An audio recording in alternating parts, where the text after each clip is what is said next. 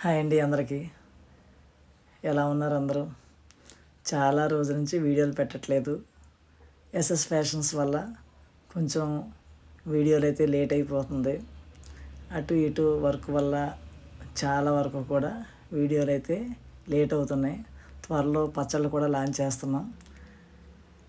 ఇది కాలీఫ్లవర్ పచ్చడి చాలా టేస్టీగా ఉంటుంది. అలాగే ముక్క నోట్లో పెట్టుకుంటే కరకరలాడుతుంది అనమాట. అంత టేస్టీగా అయితే ఉంటుంది.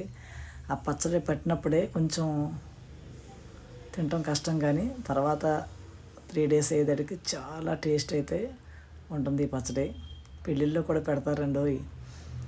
దీనికోసం అయితే నేను ఒక పెద్ద కాలీఫ్లవర్ని అయితే తీసుకున్నాను. ఇది బాగా కడిగి చక్కగా ఆరబెట్టేసి ఉంచాలి.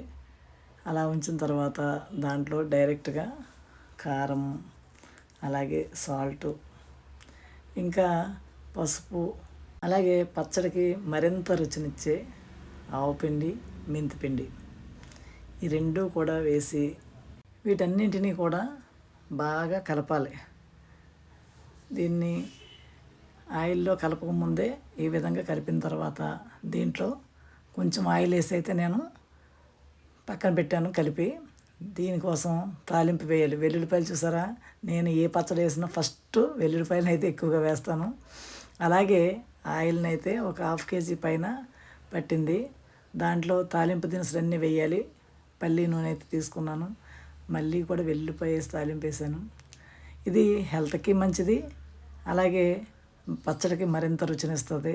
కరివేపాకు, ఎండుమిర్చి, ఇంకా ఇంగువ, ఇవి మస్ట్ అండ్ షుడ్ అనమాట. పచ్చడిని టేస్ట్ని అలాగే ఫ్లేవర్ని కూడా బాగా వస్తుంది అనమాట.